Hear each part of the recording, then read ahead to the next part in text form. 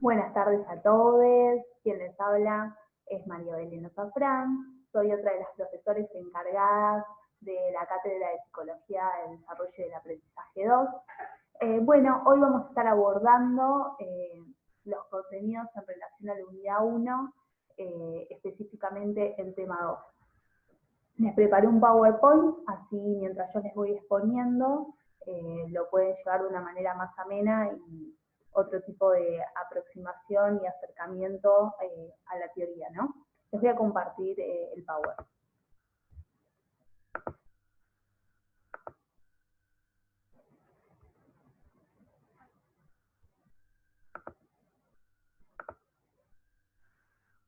Ahí está. Bueno, la clase de hoy está abocada a Jean Piaget y la epistemología genética. Bueno, Piaget fue un biólogo y un epistemólogo, se lo considera como el precursor y el padre de la epistemología genética. Es suizo, nació el 8 de agosto de 1896. Desde pequeño se dedicó a escribir textos en relación a su interés científico por la biología y en esto se sustentaron sus bases para la futura formación científica. Su obra obtuvo un lugar muy reconocido en todo lo que tiene que ver con el área del conocimiento y en la parte de educación. Otro autor que lo invitó a trabajar fue un médico, psiquiatra y psicólogo francés, Simon. Le propuso trabajar con él en una estandarización de pruebas sobre la inteligencia que se aplicaban a las niñas en edad escolar.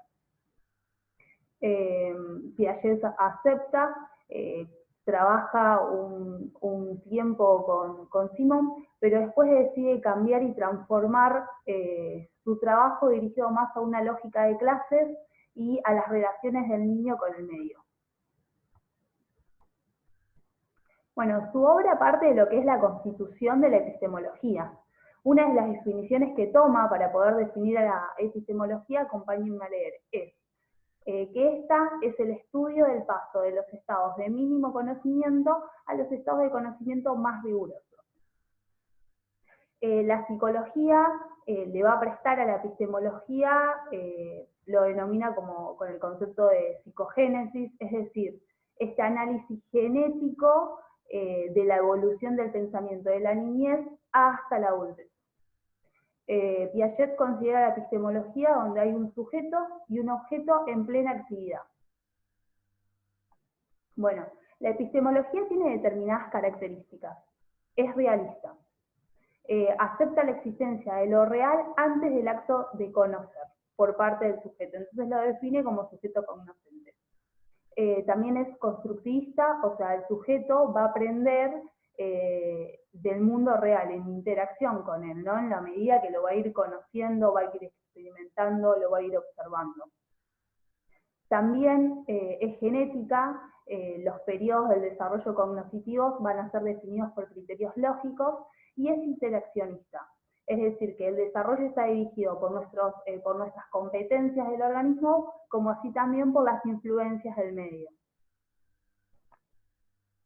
Bueno, otro término relevante de la teoría de Piaget es el de estructura. El término de estructura está indisociablemente unido al de génesis. Al término de génesis lo define como es una cierta forma de transformación que parte de un estado A lo podríamos poner como punto de partida, y desemboca en un estado B como punto de llegada, siendo B más estable que A. Entre A y B lo que sucedió es que se va a dar un cierto equilibrio, o sea, un proceso de construcción, y a este proceso de construcción se le llama génesis. Es importante que ustedes puedan tener en claro que no hay estructuras innatas, que siempre las estructuras suponen construcción, que es un sistema cerrado y autónomo, pero también es un sistema o son organizaciones de transformación que siguen un orden histórico. Bueno, la obra de Piaget tuvo una gran contribución a lo que es el desarrollo cognitivo. Uno de los términos fundamentales es la inteligencia, que es capaz de poder de construir estructuras que van a ser aplicables al medio. Va a haber un orden de sucesión de las estructuras que serían el ritmo, la regulación y la reversibilidad. Bueno, el ritmo dice que se encuentra en lo que tiene que ver con en la base de la vida orgánica, ¿no? Por ejemplo, el hambre, la sed, el instinto sexual, son las necesidades primarias, instintivas. Por otro lado, la regulación se relaciona con aquellas adquisiciones en relación a la experiencia, que aparecen desde lo que tiene que ver con la sexopercepción hasta una intuición preoperatoria. Y por último, habla de lo que tiene que ver con la reversibilidad. Cuando nosotros hablamos de reversibilidad, hablamos de operación, de la forma final de equilibrio biológico, ¿no? De, como dice acá, forma final de la estructuración mental. Para que haya reversibilidad, la asimilación y la acomodación tienen que estar en perfecto equilibrio. En una de las actividades que les habíamos planteado en el foro, yo les había subido el video de Homero Simpson, vi que estuvieron interactuando y que estuvieron comentando, en el cual se preguntaba, en una de las preguntas, era si en ese video se podía observar y si se ponían en juego los procesos de asimilación y acomodación. Yo quiero que esto ustedes les quede como claro y que después pueden volver a la bibliografía, y está en la bibliografía también, que los procesos de asimilación y acomodación, es decir, los procesos asimilativos y acomodativos, se van a dar en todo acto intelectual.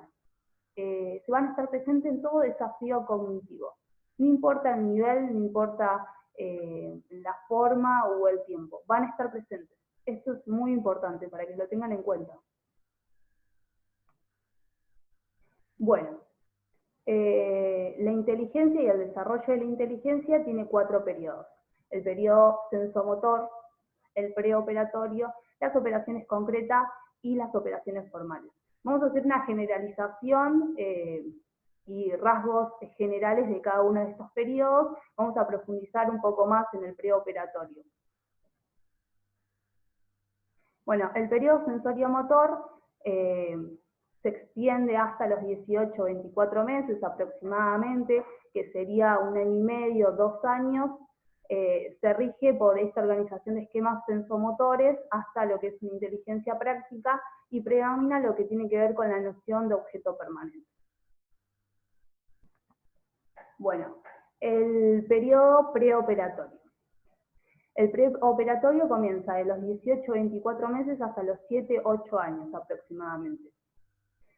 Conceptos relevantes y a tener en cuenta en este periodo es la función semiótica. En términos generales uno lo conoce como, en vez de función semiótica, como función simbólica, pero bueno, es lo mismo, digamos. Esta función es fundamental porque consiste en esta capacidad de que uno puede representar un significado de un objeto o de un acontecimiento o algún hecho por medio o a través de lo que es un significante, por ejemplo, a través del lenguaje. Va a ser generadora de representación. Con los lingüistas, esto es lo que decía al principio, es mejor usar el término de función semiótica que simbólica, porque ellos hacen una breve distinción y muy marcada entre lo que es los instrumentos del lenguaje, entre el signo y el símbolo. Entonces vamos a hablar de función semiótica como significantes diferenciados. En la función, esta función semiótica va a dar lugar a la evolución de conductas ulteriores. Van a aparecer 5 tipos de conductas. La primera conducta, como podemos ver acá, es la imitación diferida. La imitación diferida hace referencia a poder producir en ausencia la imitación de algún hecho o acontecimiento, ¿no?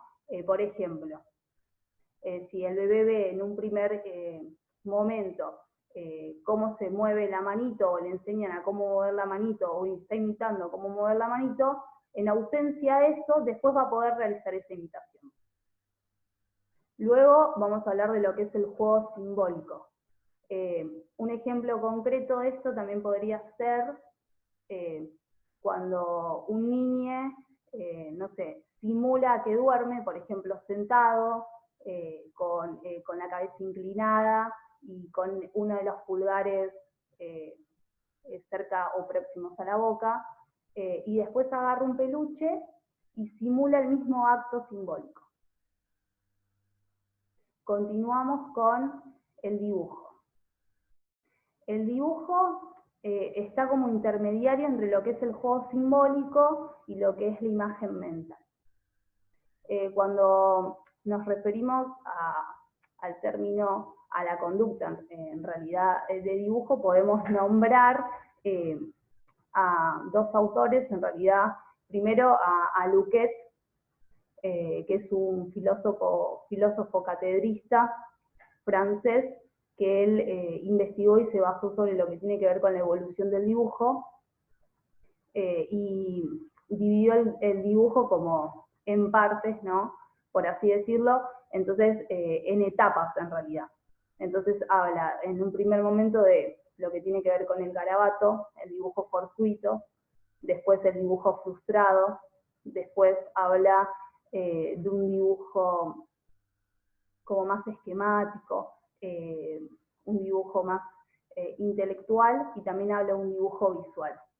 Janine, que es otra autora, habla en relación a los mismos términos, pero, por ejemplo, le otorga capaz habla de lo mismo, pero le toca otra terminología. Habla del garabato, que sería este dibujo fortuito, habla del dibujo representativo y del dibujo realista. En términos de estos dos autores, ellos hacen referencia, y específicamente esta autora, que el dibujo es una pulsión de dominio, ¿no? En la que un niño va a plasmar en esa hoja, a través de sus trazos, algunas experiencias, acontecimientos, cosas hostiles. Entonces ahí se van a poder ver y va a quedar plasmada su motricidad, ¿no?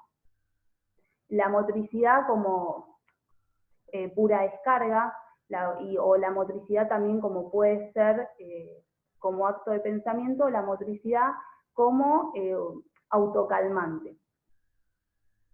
Bueno, luego vamos a hablar de lo que es la imagen mental. Me olvidé una cosa. Les voy a mostrar ejemplos concretos de dibujos, trajes, para que puedan observar. Ahora les voy a compartir acá los dibujos, así ustedes pueden mirarlos. Bueno, miren, acá nos encontramos en la tapa del garabato, pero este es un garabato sin control. Este niño tiene 18 meses. Acá esto también es garabato, pero es un garabato de trazos delgados. Este niño es un poco más grande, tiene 25 meses. Este es un garabato en forma circular, porque primero empieza un garabato más de barrido, luego continúa por lo general con un garabato más en forma circular como este, un garabato más compacto. Y luego pasa a lo que es el monigote. Por lo general, ven acá, este niño tiene 3 años, y por lo general lo que omiten siempre es el tronco. Pero bueno, están en pleno proceso de construcción del dibujo. Esta niña tiene 6 años, bueno, ya se encuentra en otra etapa del dibujo claramente. Ya acá aparece el cuello, el perfil, se pueden ver los brazos. Y por último, bueno, ya estamos en un dibujo mucho más realista, que es un dibujo de una figura humana adolescente de una niña de 12 años. Ahí está, les voy a volver a compartir. Nos quedamos acá en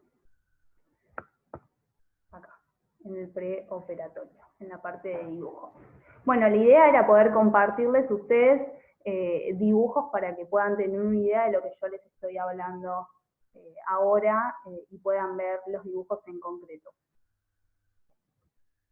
Bueno, después pasamos a otra de las conductas, es la imagen mental, que tiene que ver con una imitación interiorizada, y por último vamos a hablar del lenguaje. El lenguaje, en términos de evocación, ¿no? De que puede evocar un enunciado. Y tiene dos instrumentos fundamentales, los símbolos y los signos. Los símbolos van a ser construidos por las niñas y los signos son más convencionales, más de la cultura. Son más transmitidos en realidad los signos. Bueno, lo que predomina en un primer momento hasta los 4 años es el pensamiento preconceptual, y después de los 4 a los 7, 8 es un pensamiento intuitivo. A ver, continúo. Bueno, llegamos a la parte de las operaciones concretas. Las operaciones concretas comienzan alrededor de los 7, 8 años hasta los 11, 12 años. Lo que van a predominar son operaciones lógico-matemáticas y infralógicas. Las operaciones lógicas matemáticas son aplicables a objetos más múltiples y discontinuos. Se pueden clasificar, se pueden seriar, se pueden numerar, y las operaciones infralógicas están relacionadas más o se aplican a objetos más complejos, que tienen que ver más con el tiempo y el espacio. Una de las características que prima en lo que son las operaciones concretas es la reversibilidad, que tiene que ver con la simultaneidad de un elemento, ¿no?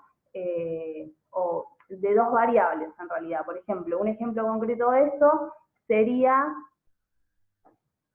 por ejemplo, todas las rosas son flores, pero algunas flores son rosas. Lo que juega acá es esto de la noción temporal, ¿no? Y estos dos elementos en simultáneo. Bueno, la estructura de agrupamiento, que tiene que ver con este anudamiento, que tiene que ver con esta totalidad. Y por último, la construcción de las categorías de espacio, tiempo y causalidad. Bueno, y por último llegamos a las operaciones formales. Las operaciones formales comienzan después de los 11, 12 años, con un razonamiento ya hipotético deductivo y con ese nivel de pensamiento, donde se van a dar implicaciones, un razonamiento más proposicional, que se van a asimilar a enunciados o proposiciones para poder formular hipótesis. Y una estructura reticular, es decir, que las partes van a formar un todo. Bueno, algo que tiene que quedar bien en claro y que voy a destacar ahora es que toda la teoría de Piaget y su obra a ver, ¿cómo lo puedo decir?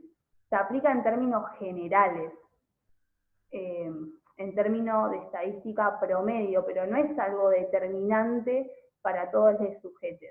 Esto es algo que ustedes tienen que tener en claro y tener también en cuenta la diversidad de alumnos que van a tener en un futuro como profesionales en el aula.